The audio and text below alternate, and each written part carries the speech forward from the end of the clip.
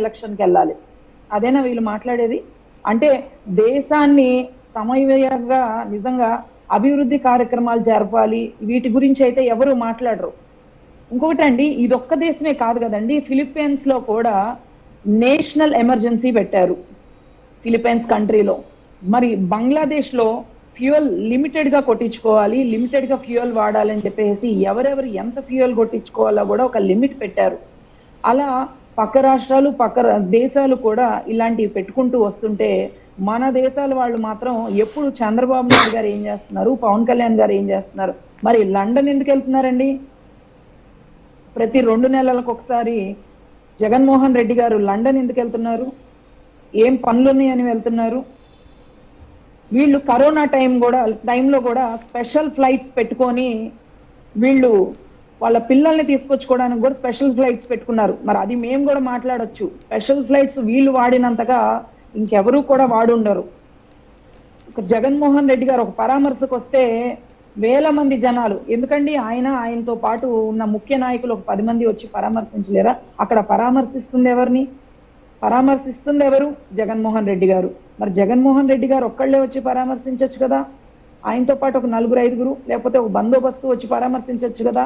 ఈయన ఎక్కడో గుంటూరు పర్యటనకు వస్తుంటే తాడేపల్లి నుంచి, పల్నాడు నుంచి, సత్తెనపల్లి నుంచి, విజయవాడ నుంచి, ఇలా ఎక్కడెక్కడో ఉన్న గ్రామాల నుంచి వీళ్ళందరి దగ్గర నుంచి జనాల్ని, యువతని ఎందుకు పోగేసుకుంటున్నారు వీళ్ళంతా?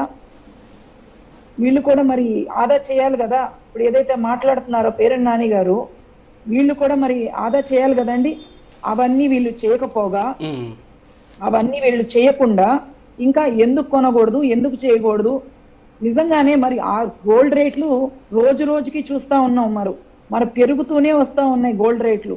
ఇవన్నీ కూడా ఎక్కడి నుంచి, ఈ చమురు ఉత్పత్తులన్నీ కూడా ఎక్కడి నుంచి మనకు వస్తున్నాయండి?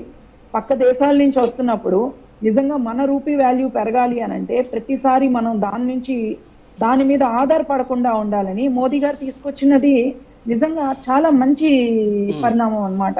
ప్రతి ఒక్కరికి ఆయన చెప్తున్నారు ఇది లిమిట్ గా ఉండండి అని. దాంట్లో తప్పే ఉందండి? మాకైతే తప్పు ఎక్కడా కనిపించలేదు.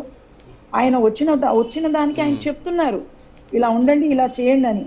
అదేంటండి మరి ఆ రోజున కాంగ్రెస్ పార్టీ ఉన్నప్పుడు మరి ఆ రోజున నిజంగానే మరి ఎందుకు తీసుకురాలేదు ఎలక్ట్రికల్ వెహికల్స్? ఆ రోజున ఎందుకు తీసుకురాలేదు? ఇందాక కాంగ్రెస్ నేత ఆయన మాట్లాడినట్టు ఆ రోజున ఎలక్ట్రికల్ వెహికల్స్ ఎందుకు తీసుకురాలేదు? ఈ రోజున ప్రతి ఒక్క దాన్ని, అంటే ఆ నిల్వలు మనకు తగ్గిపోతున్నాయి, లేదా ఆ నిల్వల మీదే మనం ఆధారపడకూడదు అన్న కారణంతోనే కదండి ఈవీ కార్లు కానీ, ఈవీ బైక్స్ కానీ వచ్చినాయి. ఈ రోజున ఆంధ్ర రాష్ట్రం వైపు ప్రతి ఒక్క కంపెనీ చూస్తుంది, లేకపోతే మన వైపు చూస్తున్నారు అని అంటే కొత్తగా మనం ఎప్పటికప్పుడు అప్డేట్ అవ్వబట్టి నరేంద్ర మోడీ గారు